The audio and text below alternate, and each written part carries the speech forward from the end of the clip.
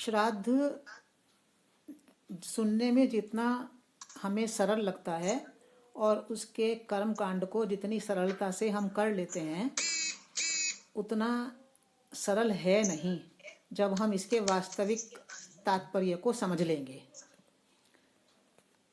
तो देख, श्राद्ध की एक एक बात को लेते हैं और उसके ऊपर फिर हम आखिर में बात करेंगे कि क्या कठिनाई है, क्यों हम श्राद्ध करते हैं, क्यों उसके वास्तविक तात्पर्य को समझते हुए भी करना नहीं चाहते। तो शुरू करते हैं। श्राद्ध शब्द कहते ही 3 प्रश्न हमारे मन में अनिवार्य रूप से उत्पन्न होते हैं। पहला प्रश्न है, श्राद्ध क्यों करते हैं? दूसरा प्रश्न है, श्राद्ध कैसे करते हैं? और तीसरा प्रश्न है, क्या श्राद्ध करना आवश्यक है? इन तीनों ही प्रश्नों के उत्तर हम सभी इस रूप में जानते हैं कि अपने पितरों के उद्धार के लिए हम श्राद्ध करते हैं। श्राद्ध में हम ब्राह्मण को भोजन कराते हैं और श्राद्ध करना हमारे लिए बहुत ही आवश्यक है। परंतु यह सब कुछ जानते और करते हुए भी आज हम श्राद्ध से संबंधित इन तीनों ही बातों के सही अर्थ से और प्रयोजन से बहुत दूर हो गए हैं। अतः प्रश्न ये उठता है कि इन सभी बातों का सही अर्थ क्या है? श्राद्ध का मतलब क्या है? ये पितरों का उद्धार करते हैं तो पितरों का मतलब क्या है? ये ब्राह्मणों को भोजन कराते हैं उसका मतलब क्या है? और श्राद्ध में कुछ और क्रियाएं भी होती हैं जैसे पिंडदान आदि, उसका मतलब क्या है? तो सबसे पहले हमें ये समझ लेना है कि हमारे जितने भी शास्त्र हैं, वेद, पुराण, उपनिषद, रामायण, महाभारत आदि सब, ये सब प्रतीकात्मक शैली में रचे गए हैं और उस प्रतीकात्मक शैली को न समझने के कारण ही ज्ञान से संबंधित बहुत सारी महत्वपूर्ण बातें आज हमारे हाथ से छूट गई हैं। अतः श्राद्ध को समझने के लिए भी हमें पितर शब्द को, ब्राह्मण शब्द को, श्राद्ध शब्द को, पिंड शब्द को समझने का प्रयास करना है। सबसे अब एक एक करके हम एक एक शब्द को लेते हैं। सबसे पहले पितर शब्द को लेते हैं। पितर शब्द का वास्तविक अर्थ है संस्कार अथवा कर्मों की छापें। जो कर्म हम करते हैं उन कर्मों की एक छाप हमारे चित्त में बन जाती है, उन छापों को संस्कार कहते हैं। तो पितर शब्द का वास्तविक अर्थ है संस्कार अथवा कर्मों की छापें, जिन्हें इंग्लिश में इम्प्रेशन भी कहते हैं। मनुष्य जो भी कर्म करता है मन से या वचन से या कर्मेंद्रियों से, उसका एक संस्कार अर्थात उसकी एक छाप उसके चित्त पर अंकित हो जाती है। चित्त यानी अवचेतन मन या कहो सबकॉन्शियस माइंड। तो मनुष्य मनसा वाचा कर्मणा जो भी काम करता है उसकी एक छाप उसके चित्त पर अंकित हो जाती है और इस प्रकार केवल एक जन्म के नहीं अपितु अनेक अनेक जन्मों के ढेर सारे संस्कार यानी कर्मों की छापें मनुष्य के चित्त पर यानी सबकॉन्शियस माइंड पर अंकित हो जाती हैं। जब आत्मा शरीर को छोड़ती है तब ये समस्त संस्कार या कर्मों की छापें उसके अगले जन्म का निर्धारण करती हैं। जब मृत्यु होती है, जब शरीर छूटता है, तब ये जो संस्कार हैं या कर्मों की छापें हैं, यही हमारे अगले जन्म का निर्धारण करती हैं कि हमें अगला जन्म कहाँ मिलेगा। चूंकि ये संस्कार या छापें ही अगले जन्म का निर्धारण करने के जनक हैं या कारण हैं, इसलिए इन संस्कारों को पितर कहा जाता है।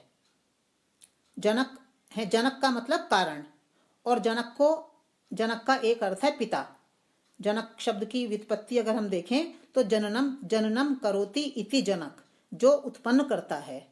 तो इसलिए इन संस्कारों को भी हमने जनक कहा, पिता कहा। पितर का मतलब पितर शब्द का जो संस्कृत में सही शब्द है वो है पितृ। पितृ शब्द यानी पिता, और पितृ शब्द ही बिगड़कर हो गया पितर। तो हमारे जो ये संस्कार हैं, हमारे जो ये कर्मों की छापें हैं, इनको ही पितर कहते हैं। पितर का मतलब वो नहीं है जैसा हम समझते हैं कि हमारे दादा ने शरीर छोड़ा, परदादा ने शरीर छोड़ा या पिता ने शरीर छोड़ा। तो जो ये हमारे संबंधी हैं ये पितर हैं। यहाँ पर पितर शब्द का अर्थ उस पितर से नहीं है, उन संबंधियों से नहीं है, उन हमारे नाते रिश्तेदारों से नहीं है। वास्तविक पितर का अर्थ है हमारे संस्कार अथवा हमारे कर्मों की छापें।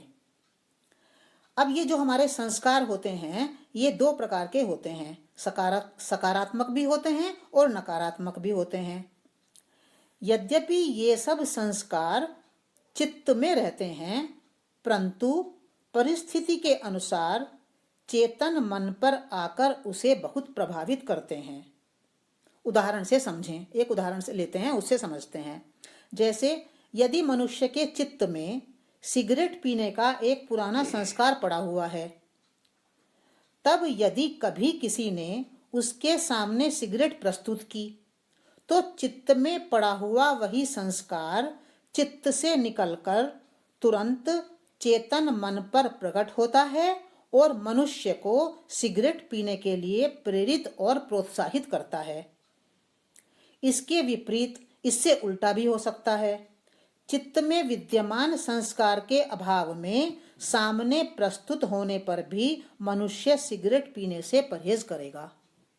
तो क्या मतलब है कि चेतन मन पर हम कुछ भी काम करते हैं, हम मान लीजिए कामना है चेतन मन पर, तो कामना का एक संस्कार, जन्मों जन्मों का संस्कार हमारे अवचेतन मन यानी चित्त में भी पड़ा हुआ है। यदि हमारे चेतन मन पर लोभ का विकार है तो लोभ का संस्कार भी हमारे अवचेतन मन में पड़ा हुआ है। तो जो विकार हमारे चेतन मन पर प्रकट होते हैं तो वो चेतन मन का वो विकार तुरंत अवचेतन मन से उस ही विकार को खींच लेता है। ये ऑटोमेटिक प्रोसेस है हमारे भीतर का, हमें कुछ करना नहीं पड़ता उसके लिए। ये इतना ऑटोमेटिक है कि क्षण भी नहीं लगता उस काम में। चेतन मन के ऊपर मान लीजिए लोभ का संस्कार आया, तुरंत त्वरित गति से अवचेतन मन में पड़ा हुआ लोभ का संस्कार वहां से निकलेगा और तुरंत चेतन मन पर आ जाएगा। तो ये एक ऑटोमेटिक प्रक्रिया है, इसलिए अवचेतन मन का बहुत ही महत्व है हमारे जीवन में। अब अगर संस्कार हमारे पॉजिटिव हैं, सकारात्मक हैं, तब तो हमें कोई दिक्कत होती नहीं है कि हमने किसी को प्रेम किया और प्रेम का संस्कार निकल कर आया तो प्रेम हमारा बढ़ गया, तो हमें उससे लाभ होता है, कोई दिक्कत तो होती नहीं, क्योंकि सकारात्मक जितने भी भाव हैं वो हमें अच्छे ही होते हैं हमारे लिए। पर जो नकारात्मक होते हैं, तो जो संस्कार नकारात्मकता की श्रेणी में आते हैं, जैसे काम, क्रोध, लोभ, मोह, मद, मत्सर, राग, द्वेष, ईर्ष्या, तुलना, निंदा, तो इनसे संबंधित संस्कार चित्त से निकलकर चेतन मन के तल पर आते हैं और मनुष्य को दुख में डालते हैं। कैसे डालते हैं दुख में? उदाहरण के लिए मनुष्य के चेतन मन के तल पर क्रोध जैसा विकार उदय होता है मान लीजिए, तो तत्संबंधी संस्कार भी अवचेतन मन से निकलकर तुरंत चेतन मन के तल पर आ जाता है और चेतन मन के तल पर जो क्रोध विद्यमान है थोड़ा सा, उस क्रोध को कई गुना बढ़ा देता है। छोटी सी कोई बात हुई, क्रोध आया, तो उस क्रोध से इतनी हानि नहीं होती, पर दिक्कत क्या है कि तुरंत अवचेतन मन में पड़ा हुआ जो क्रोध का संस्कार है वो ऊपर आ जाएगा और वो छोटे से क्रोध को बढ़ाकर कई गुना कर देगा। तो जो क्रोध करने वाला व्यक्ति है वो भी सोचने लगता है कि अरे इतना क्रोध तो मैंने नहीं किया था। वो खुद उसको आश्चर्य होता है, ये कहां से इतना क्रोध आ गया। तो जो संस्कारों की दिक्कत है, हमारे अवचेतन मन में पड़े हुए जो संस्कारों की दिक्कत है वो यही है। संस्कारों के 3 स्तर होते हैं, क्रियमाण, प्रारब्ध और संचित। वर्तमान में किए गए कर्मों की छापें क्रियमाण संस्कार हैं। जो कर्म हम आज करते हैं उनकी छापें भी पड़ती हैं, तो वो हमारे क्रियमाण संस्कारों का निर्माण करती हैं। पिछले जन्म में किए गए कर्मों की छापें प्रारब्ध संस्कार हैं, और उससे भी पहले जन्मों जन्मों में किए गए कर्मों की छापें संचित संस्कार हैं। तो ये छापें अर्थात संस्कार जितने पुराने होते जाते हैं उनकी मुक्ति उतनी ही कठिन होती जाती है। उदाहरण के लिए, जैसे कपड़े पर पड़ा हुआ स्याही का दाग यदि हम तुरंत धो दें तो उस दाग को मिटाना कठिन नहीं होता, वो तुरंत साफ हो जाता है। परंतु जितनी देर हम करते हैं उस दाग को हटाने में, उतना ही दाग का हटना कठिन हो जाता है। तो ऐसा प्रतीत होता है कि जो ये संस्कार के 3 स्तर हैं, क्रियमाण, प्रारब्ध और संचित, इन्हें ही प्रतीकात्मक भाषा में हमने पिता, पितामह और प्रपितामह नामक पितर कहकर संबोधित किया है। श्राद्ध में कहते हैं ना कि ये पिता के लिए संस्कार करो, पितामह के लिए करो, प्रपितामह के लिए करो। तो हम अपनी इस पिता, पितामह, प्रपितामह या माता, मातामह, प्रमातामह के को समझ लेते हैं कि हमारे 4 फादर्स हैं, 4 मदर्स हैं, पर ऐसा नहीं है। ये हमारे 3 प्रकार के संस्कार हैं जो हमने अभी बनाए। अभी हमारा मान लीजिए 60-70 साल का जीवन है, हम कर्म तो लगातार कर रहे हैं और उनकी कर्म की छापें भी बन रही हैं अंदर, तो ये क्रियमाण संस्कार कहलाएंगे। इनको मिटाना सरल है। फिर पिछले जन्म में हमने जो किया उसकी छापें बनी, तो वे हमारे प्रारब्ध संस्कार हैं, इनको हम कहेंगे पितामह। और जो हमारे पुराने जन्मों के संस्कार हैं उनको हम कहेंगे बहुत पुराने संस्कार, यानी प्रपितामह। तो ऐसा लगता है कि ये जो पिता, पितामह, प्रपितामह कहकर हम पितरों का तर्पण करते हैं, तो ये हमारे 4 फादर्स ना होकर हमारे ही संस्कार हैं। अब हम आगे चलते हैं। जो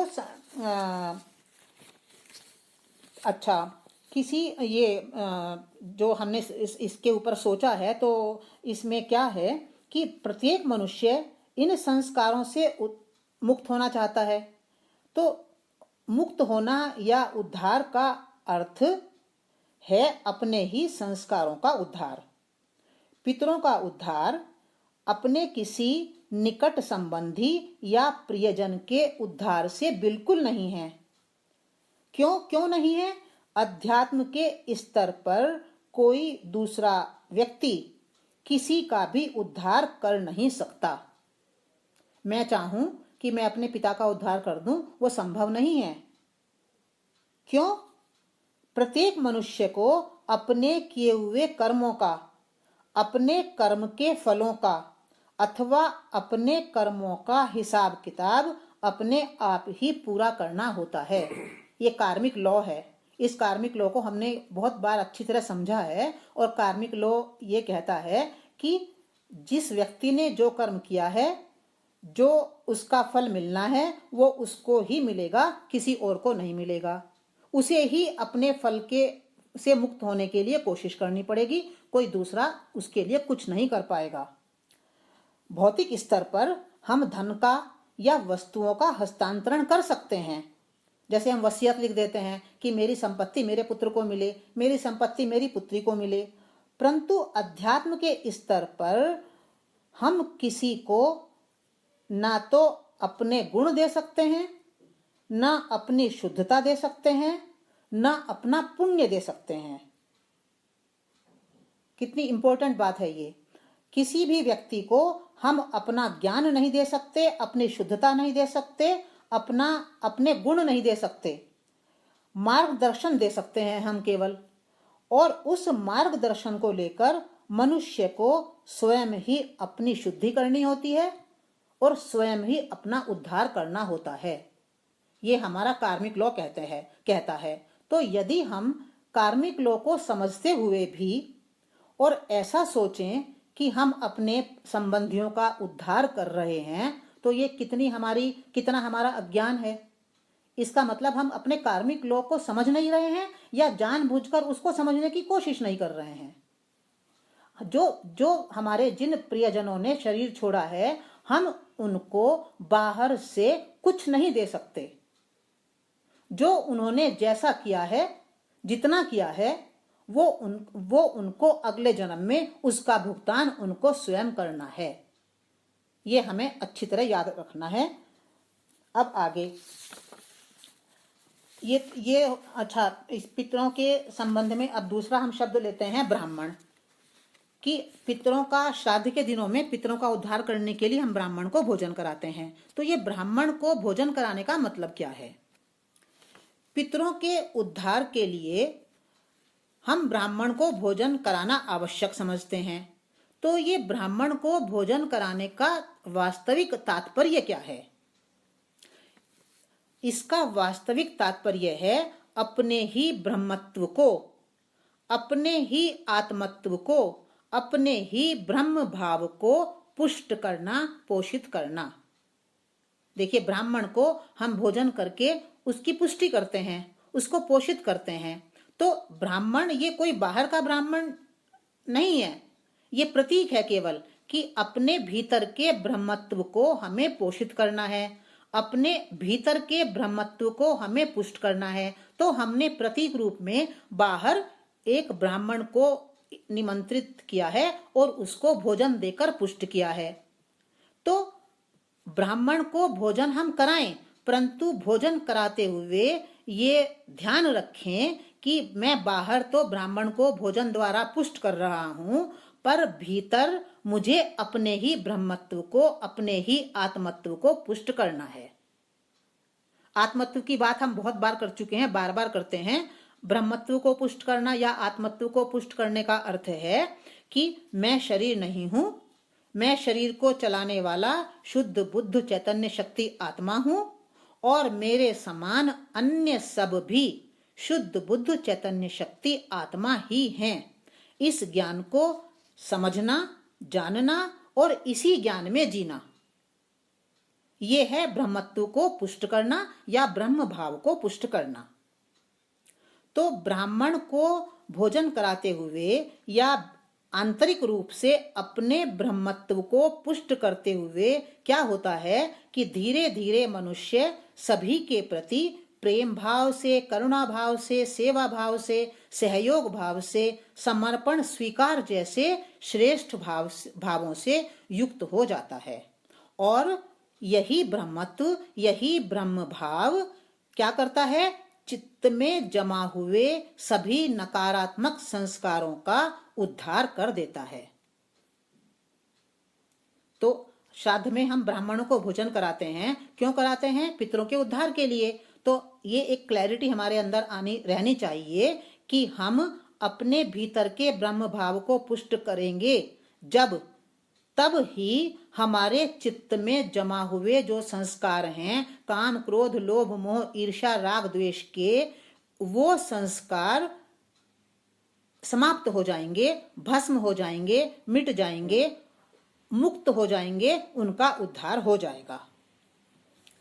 भागवत पुराण में एक कथा है दक्ष प्रजापति की, आपने शायद सबने पढ़ी होगी। उसमें कहा गया है कि राजा दक्ष ने स्वयंभू मनु की पुत्री प्रसूति के साथ विवाह किया और उससे 16 कन्याओं को उत्पन्न किया। उन 16 कन्याओं में जो 15वीं कन्या थी उसका नाम था स्वधा। राजा दक्ष ने अपनी इस स्वधा नामक कन्या को पितरों को अर्पित कर दिया, यानी पितरों को दे दिया। तो यहाँ पर जो स्वधा शब्द है, स्वधा नाम की जो कन्या है, इसमें जो स्वधा का अर्थ है वो है स्व को धारण करना, स्व को अर्थात आत्म स्वरूप को धारण करना। तो पितरों को अर्पण क्यों किया? स्वधा को पितरों को अर्पण करने का तात्पर्य है अपने संस्कारों के उद्धार के लिए आत्म स्वरूप में रहते हुए जीना। अतः जो बात श्राद्ध के अंतर्गत बाहरी रूप से कर्मकांड के रूप में ब्राह्मणों को भोजन कराने के रूप में कही गई है, वही बात इस दक्ष की कथा में इस रूप में कही गई है कि राजा दक्ष ने अपनी स्वधा नामक कन्या को पितरों को अर्पित कर दिया। भाव एक ही है, भाव यही है कि आत्मत्व को धारण करना है और आत्मत्व को धारण करने से पितरों का उद्धार होगा। तो दोनों बातें एक ही बात कह रही हैं। अब हम आगे देखते हैं। ये हमारा हो गया कि ब्राह्मण को भोजन कराने का अर्थ क्या है। इसको हम अपने अंदर थोड़ा रखें। ब्राह्मणों को भोजन कराएं, कर्मकांड कराएं। कर्मकांड यदि ना होता आज तो हमें ये जो उसके भीतर का तात्पर्य है ये समझ में कैसे आता। इसलिए प्रतीक को जिंदा रखना है, क्योंकि जिससे हम भूल भी जाएं तो वास्तविक जो बात है वो हमारी पकड़ में आ जाए। भागवत पुराण में कथा है दक्ष प्रजापति की। उसमें लिखा है कि राजा दक्ष ने प्रसूति के संयोग से 16 कन्याओं को उत्पन्न किया। तो उसमें 13 कन्याएं तो उन्होंने धर्म को प्रदान कर दी थी। 14वीं कन्या स्वाहा थी, स्वाहा को देवताओं को दे दिया था। और जो 15वीं कन्या थी वो स्वधा नाम की, उसको उन्होंने पितरों को दिया। तो स्वधा को पितरों को अर्पण करने का क्या तात्पर्य है वो मैं बता रही थी कि इसका तात्पर्य वही है जो ब्राह्मण को भोजन कराने का है। स्वधा का अर्थ समझ लें हम बस। स्वधा का अर्थ है स्व को धारण करना। वेदों में स्व के 2 अर्थ हैं। एक स्व होता है शरीर समझना कि मैं शरीर हूं, और एक स्व का मतलब होता है कि मैं आत्मा हूं। तो यहाँ पर स्वधा में जो स्व है उसका अर्थ है स्व को, यानी अपने वास्तविक आत्म स्वरूप को धारण करना। यदि हम अपने वास्तविक आत्म स्वरूप में रहेंगे, उसको धारण करेंगे, उसमें अपने जीवन को जिएंगे, तो जो पितर हैं हमारे, जो संस्कार हैं हमारे चित्त में जमा हुए, उनका उद्धार होगा। तो इस कथा के माध्यम से भी और इस ब्राह्मणों को भोजन कराने के कर्मकांड के माध्यम से भी एक ही बात कही जा रही है कि यदि चित्त में जमा हुए संस्कारों को समाप्त करना है, उनका उद्धार करना है, उन संस्कारों से मुक्त होना है, तो आपको स्व को धारण करना पड़ेगा, या आपको ब्रह्मत्व को धारण करना पड़ेगा। आत्मत्व या ब्रह्मत्व एक ही बात है। अब हम आगे तीसरा शब्द लेते हैं, श्राद्ध। अब श्राद्ध के ऊपर ही बात कर रहे हैं। अब श्राद्ध का शब्द का तात्पर्य क्या है? जो ये श्राद्ध शब्द है ये श्रद्धा से बना है, और श्रद्धा की व्युत्पत्ति कैसे हुई है ये देखें। श्रद्धा की व्युत्पत्ति श्रत के साथ धा धातु के योग से हुई है। श्रत एक अव्यय है जो कि धा धातु में विशिष्टता लाता है, और धा का अर्थ है धारण करना। अतः श्रद्धा का अर्थ हुआ विशिष्ट को धारण करना। और विशिष्ट क्या है? ज्ञान को धारण करना या गुणों को धारण करना। तो श्रद्धा का तात्पर्य हुआ ज्ञान को धारण करना या गुणों को धारण करना। इस प्रकार संस्कारों अथवा कर्म की छापों के उद्धार हेतु ज्ञान का अथवा गुणों का संधारण ही श्राद्ध है। श्राद्ध का तात्पर्य है ज्ञान को धारण करना अथवा गुणों को धारण करना। इसलिए सभी के लिए इस श्राद्ध को करने की अनिवार्यता स्वयं सिद्ध है। कहने की आवश्यकता नहीं है कि भाई श्राद्ध मैं करूं या ना करूं, मेरा इसमें विश्वास है या नहीं है। क्योंकि यदि हम भौतिक दृष्टि से, कर्मकांड की दृष्टि से जब हम श्राद्ध को देखते हैं तो सबका जो भी विचारशील व्यक्ति है उस सबके मन में ये विचार आता है कि मैं करूं या ना करूं, इसका कोई लाभ है या नहीं है। क्योंकि जो मेरे फोर फादर्स हैं उन्होंने अच्छा काम किया, वो अपना अच्छा काम करके उन्होंने अच्छा ही फल पाया होगा। मैं भी तो पहले पहले जन्म में मैं भी तो वृद्ध होकर या जवान थी, तब मैंने शरीर छोड़ा और उस शरीर को छोड़ने के बाद आज मैं इस रूप में हूं। तो इस रूप में जो भी मैं अपने जीवन में अपने कर्मों का भुगतान कर रही हूं तो मैं कर रही हूं ना। तो मेरे पिछले जन्म के जो लोग हैं, जो परिवार के सदस्य हैं, तो वे मेरा श्राद्ध कर भी रहे होंगे, तो उससे मुझे क्या मिल रहा है? कुछ नहीं। जो मैंने कर्म किए, जैसे कर्म किए, उसका भुगतान मैं इस जीवन में कर रही हूं। पर मेरे पिछले जो जीवन के जो लोग हैं वो श्राद्ध तो कर रहे होंगे ना। तो ये विचार हमारे मन में आता है। तो इस पर जब हम इसके आध्यात्मिक तात्पर्य को समझ लेते हैं कि ये किसी दूसरे के लिए नहीं है श्राद्ध करना, श्राद्ध करने का तात्पर्य है अपने ही चित्त में पड़े हुए संस्कारों का उद्धार करना, तो तब तो श्राद्ध करना कितना इंपॉर्टेंट है। इसको हम छोड़ ही नहीं सकते, इसको हम करेंगे ही। तो ज्ञान का आश्रय लेकर हम दुखों से बचे रहें।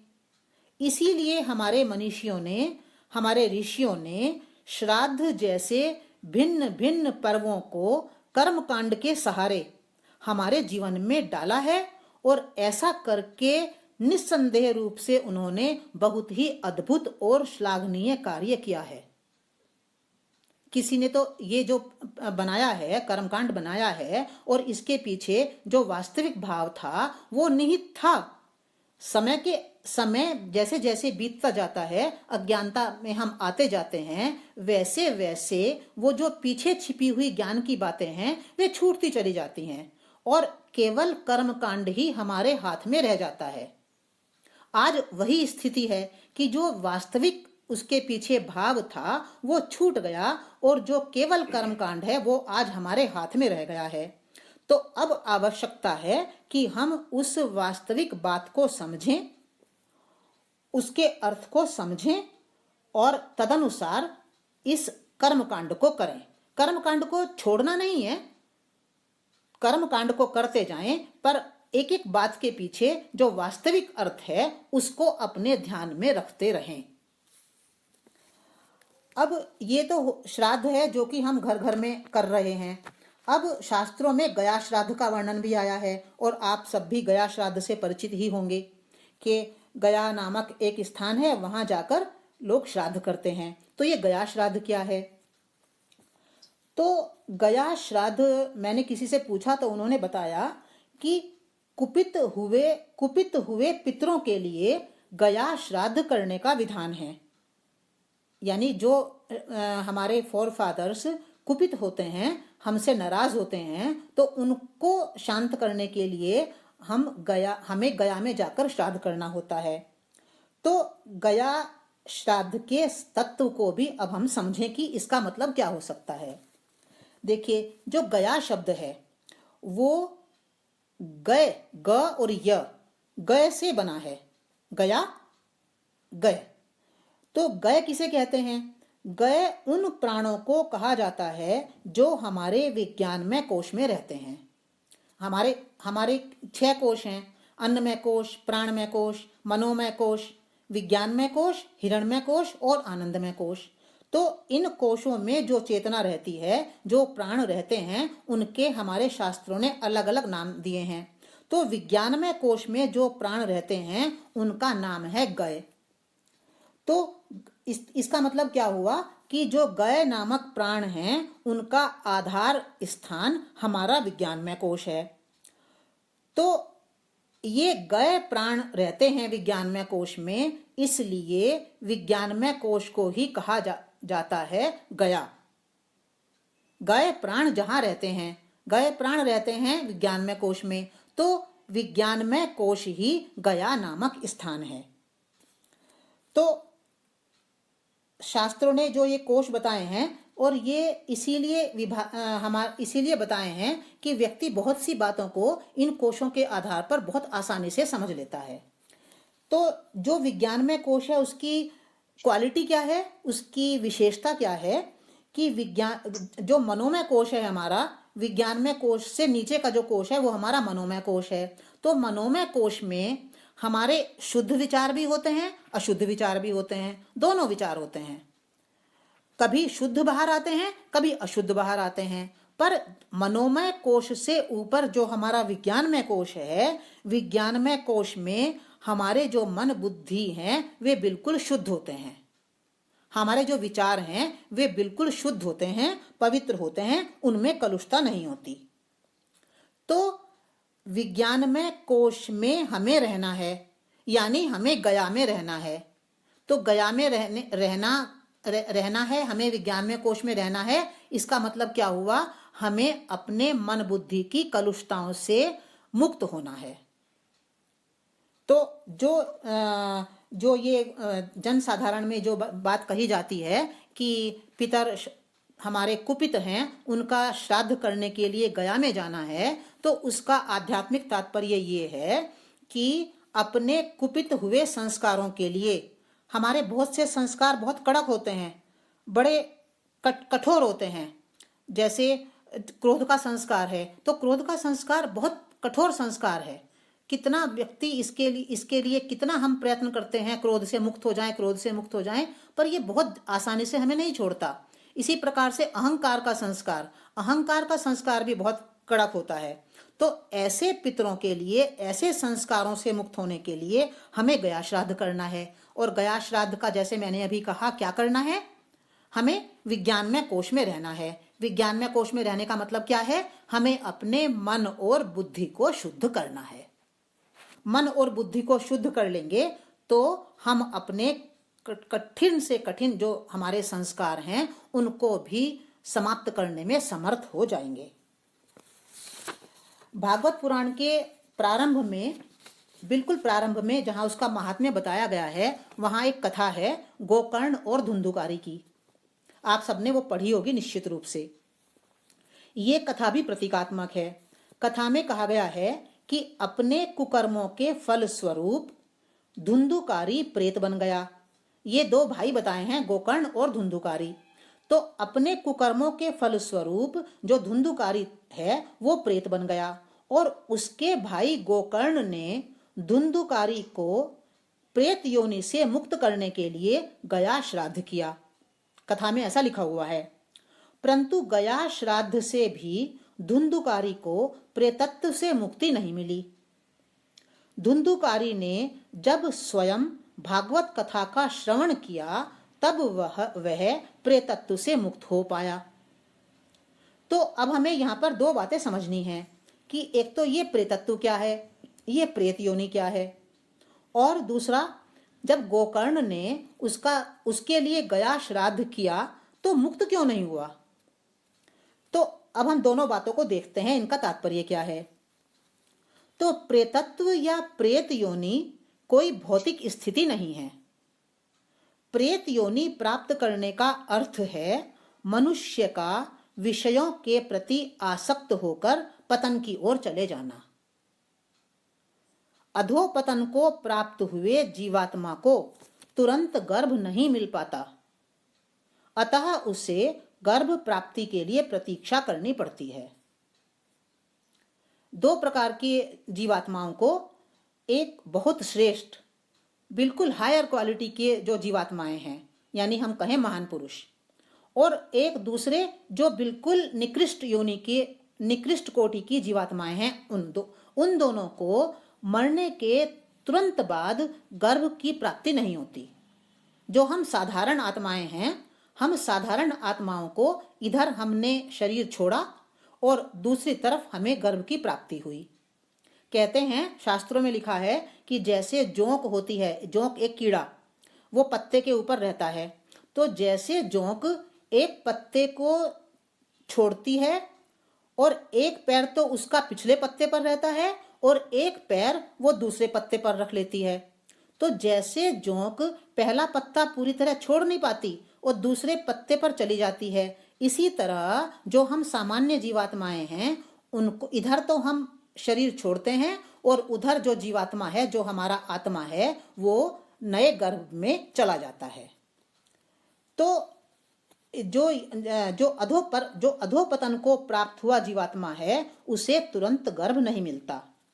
तो गोकर्ण द्वारा निष्पन्न गया श्राद्ध से धुंधुकारी प्रेतत्व से मुक्त नहीं हुआ।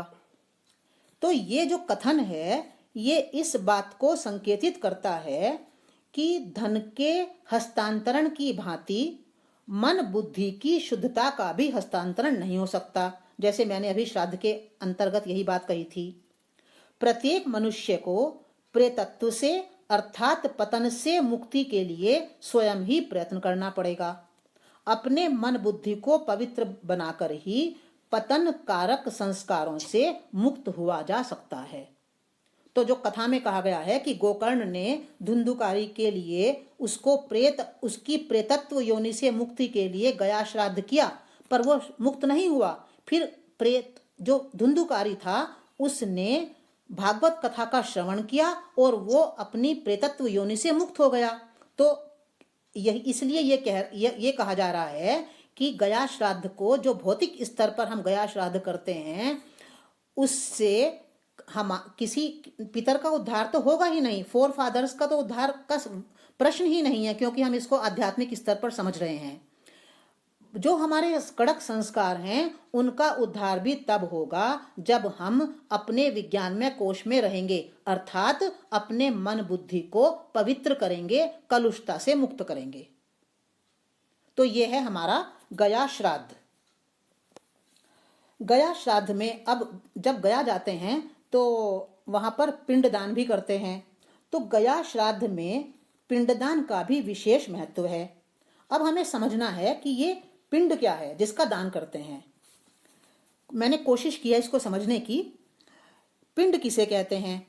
भौतिक स्तर पर जब हम पिसे हुए जौ आदि के आटे में पानी मिलाकर उसके बिखरे हुए कणों को इकट्ठा करते हैं, तब वे बिखरे हुए कण ठोस स्वरूप धारण कर लेते हैं, जिसे हम कहते हैं आटा। मतलब जिसकी अब हमें रोटी बनानी है। तो एक आटा जब सूखा था तब उसके कण अलग अलग थे, जब हमने उसमें पानी मिलाया तो वो आटा गीला आटा यानी ठोस स्वरूप में आ गया। इस ठोस स्वरूप को ही पिंड कहते हैं। जैसे हमने आटे को गीला किया और पिंड बना, तो इस ठोस स्वरूप को ही हम पिंड कहते हैं। पर इस पिंड का अब हमें मतलब समझना है अध्यात्म के स्तर पर।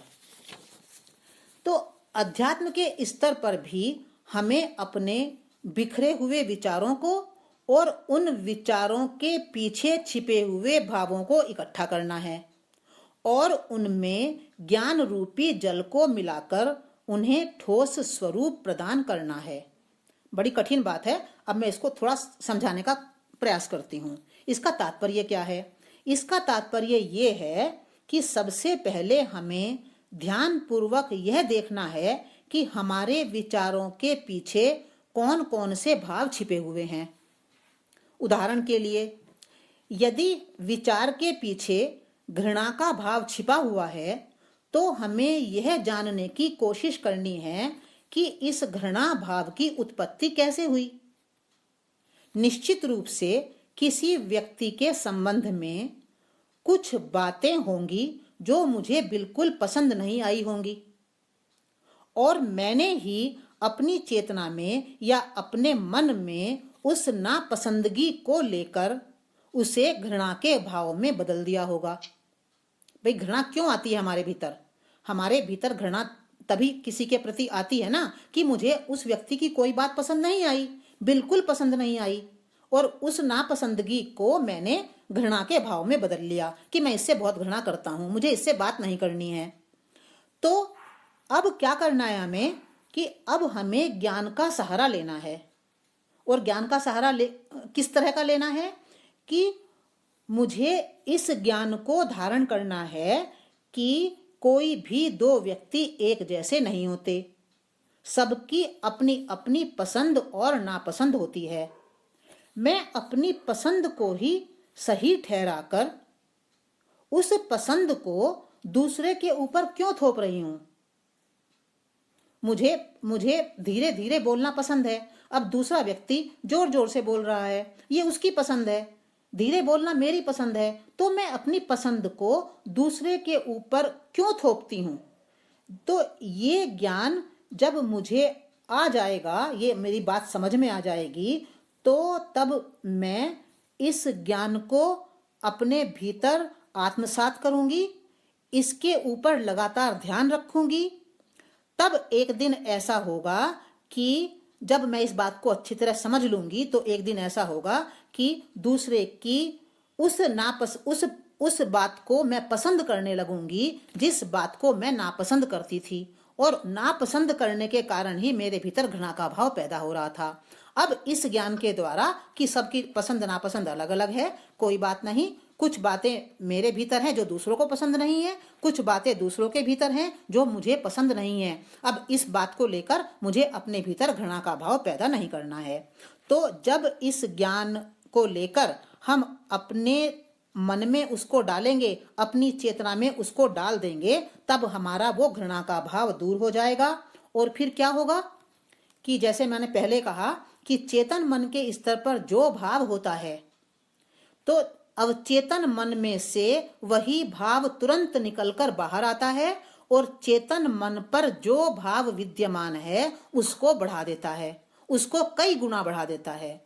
तो जब चेतन मन के स्तर पर मेरे घृणा का भाव नहीं होगा तो मेरे अवचेतन मन में संस्कार रूप में जो घृणा का भाव पड़ा हुआ है वो बाहर आ भी जाएगा, पर बाहर आकर वहां पर घृणा के भाव को न पाकर वो निष्प्रभावी हो जाएगा। और निष्प्रभावी होने का तात्पर्य है कि अब मेरा घृणा का भाव समाप्त हो गया, उसका उद्धार हो गया।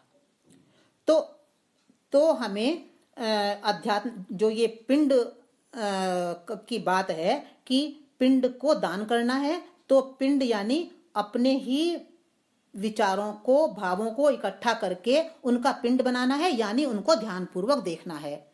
और ध्यानपूर्वक देखना है और फिर ज्ञान के सहारे उसका दान कर देना है, उस भाव को छोड़ देना है। तो ये हो गया हमारा पिंडदान। अब क्या करते हैं, ऐसा कहते हैं कि मैंने तो श्राद्ध कभी किया नहीं, इसलिए ऐसा कहते हैं कि जो पिंड बनाया, आटे का जो पिंड बनाया, उसको गाय को खिला दो। तो जो गाय है, गौ है, उसको गौ को संस्कृत में चेतना भी कहा जाता है। एक तो गौ का अर्थ है गाय और एक है चेतना। तो उस पिंड को, जो भौतिक पिंड है, उसको हमने गाय को खिलाया, और जो ये आध्यात्मिक पिंड है जो हमने अपने विचारों और भावों का बनाया, इस पिंड को हमें गौ को देना है, यानी अपनी चेतना में डाल देना है। जब चेतना में डालेंगे तो उस गाय जैसे गाय खा लेती है, ऐसे ही हमारी चेतना ज्ञान के सहारे उस पिंड को खा लेती है। तो इससे जो हमारा संस्कार है, हमारे विकार रूपी जो संस्कार हैं हमारे, वो हमारे समाप्त हो जाते हैं। ये हमारा हो गया पिंडदान। अब एक अंतिम बात ये है कि ऐसा लगता है मुझे कि श्राद्ध करने के पीछे भय का भाव भी विद्यमान रहता है। कई लोग कहते हैं कि जैसे मैंने उनको समझाया कि भाई श्राद्ध का मतलब ये है, तो वो क्या कहते हैं कि नहीं भाई ठीक है, आप जो कह रहे हैं वो हमें बात समझ में आ गई है, पर कहीं ऐसा ना हो कि पितर नाराज होंगे हमारे और वो हमारा फिर अहित करेंगे। तो ये अहित का जो भाव उनके भीतर रहता है कि पिंड नाराज होंगे, वो हमारा अहित करेंगे, तो ये भय भी श्राद्ध के भीतर विद्यमान रहता है। तो ये जो अहित करने की बात है, तो अनजाने में ही इसके पीछे भी ये तथ्य विद्यमान है कि मनुष्य को प्रयत्न पूर्वक अपने संस्कार रूपी पितरों का उद्धार करना ही चाहिए।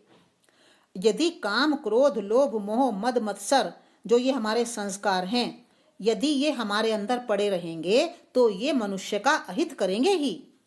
तो जो वो कर्म कांड है, उस कर्म कांड में जो अहित का भाव है, तो वो अहित का भाव सही है। बस अंतर केवल इतना है कि वो हमारे फोर फादर्स, जो हमारे पूर्वज हैं, वो कोई अहित नहीं करने वाले। हमारे ये संस्कार ही हमारा अहित करेंगे जब भीतर पड़े रहेंगे। अतः व्यक्तित्व के उत्थान के लिए, चेतना के उत्थान के लिए हमें इन विकारों से निश्चित रूप से मुक्त होना है, और ये तभी संभव है जब हम श्राद्ध करें, यानी ज्ञान को, गुणों को अपने भीतर धारण करें, जिससे हम अपने ही संस्कारों से मुक्त हो सकें। तो ये मैंने एक मोटे रूप में जो एक अवेयरनेस लाने के लिए ये श्राद्ध के विषय में कुछ बातें कही कि कर्म कांड के रूप में जो हम श्राद्ध करते हैं उस श्राद्ध के पीछे हम ये आध्यात्मिक भाव भी रखें, तब उसकी सार्थकता होगी। केवल कर्म कांड में लगे रहने से कोई उस चीज को करने की, उस श्राद्ध के कर्म कांड को करने की कोई भी सार्थकता नहीं है। करें, पर इस बात को ध्यान में रखते हुए कि इसके पीछे जो वास्तविक बात है वो क्या है, तब हमें निश्चित रूप से लाभ होगा। लाभ तो होगा ही, क्योंकि असली जो हमारी परेशानी है हमारे जीवन की वो हमारे संस्कार हैं। वही संस्कार बाहर आते हैं और हमें चैन नहीं लेने देते। कभी क्रोध का संस्कार आ गया, कभी कामना का संस्कार आ गया, कभी कोई, और हम परेशान रहते हैं। तो हमें अपने संस्कारों से मुक्त होने के लिए श्राद्ध करना ही है।